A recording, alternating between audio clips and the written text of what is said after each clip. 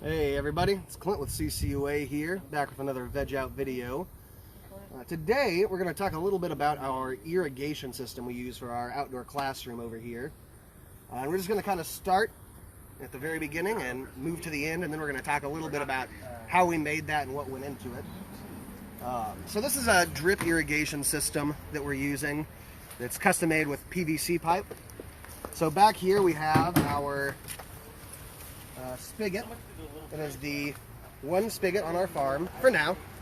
I think we're looking at getting another one installed. But we have a 4-splitter on here, so that splits our water source 4 ways.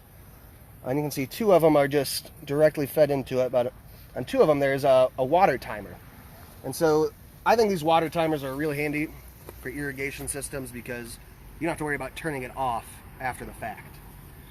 So we've got 2 different kinds that we show here. We've got a digital one and then an analog one. And I like the analog one, mostly because it's just one fewer piece of technology I have to learn how to use. But it's real simple, and we've got it turned off right now. So all you do is twist the dial to how many minutes you want it to stay on. And so there I moved it to 30. So that means in 30 minutes, it'll seal back up and be done watering. That way, if it's been really dry, you might want to say, well, maybe we need 75 minutes because we haven't watered in a couple days. So just a little customizable. And you run your hose from your timer. We've got ours running across here, all the way to our intake. So that's right here. So this is the intake, which is just a little piece of PVC you can pick up at your hardware store. But we have to have another piece in between our intake and our hose, and that's what we call a pressure regulator. So just the straight pressure from the spigot would be too strong for our drip tape, and would cause them to just pop and split open, which is definitely not what we want to happen. So what this pressure regulator does is it just lowers the pressure to a more appropriate level. And whatever level you need is going to depend on the size of the irrigation system you have. So what we've got here is, I'm not 100% sure what these LPM, liters per minute. So it looks like it's about a 1/16 of the pressure, like a 16 to 1 pressure regulator. And so after that, it's actually buried most of the way.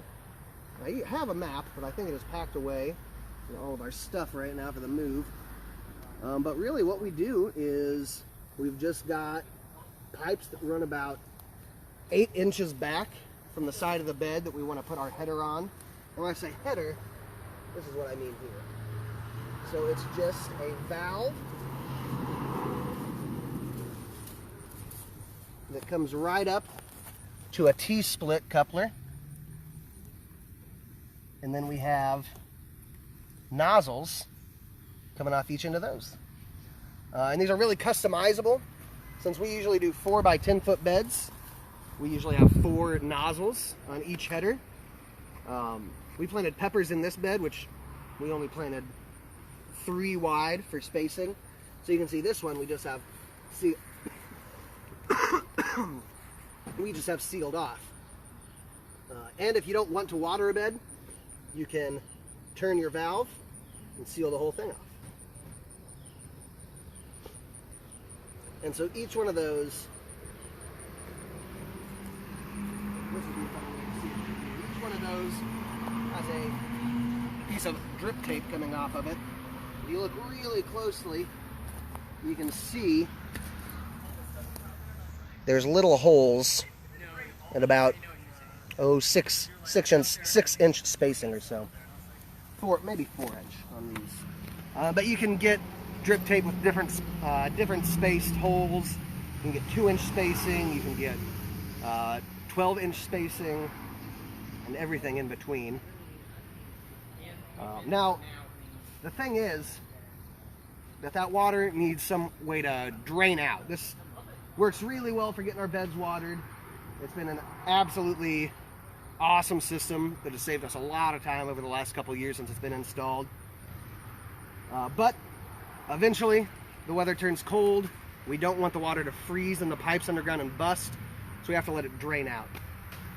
So there are, kind of the way that these pipes run is, we've got one that just goes straight this way, and then 1, 2, 3 that go down the hill north. And at the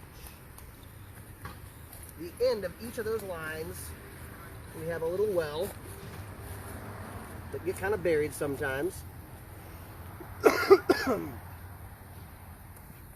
And they're usually filled with slugs too, which is just bonus points, I think. Yeah, oh man, look at all those slugs. Definitely the coolest thing I've seen all day. We'll put these fellas in the shade over here. But at the end of each is another valve. And that way, when we're ready to drain it, we can just open those valves. And any excess water will just drain right out and soak back in the ground.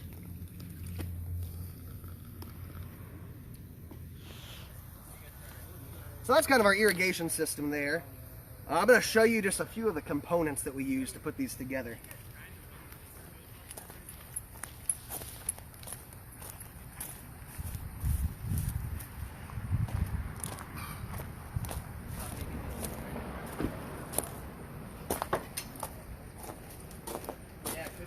So for our irrigation, we use just this half-inch pipe, half-inch PVC. Super easy to cut, easy to customize your sizes. And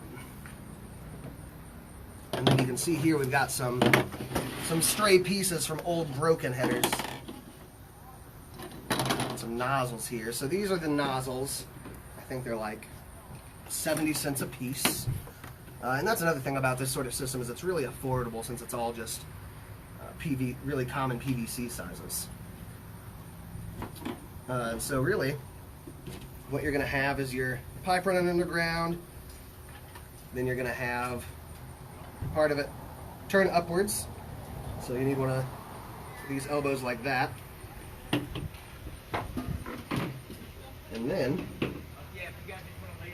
you'll actually be able to just glue it all together. And of course these are all, like I said, scraps, so we can't actually show it all to you. We'll end up with something sort of like that.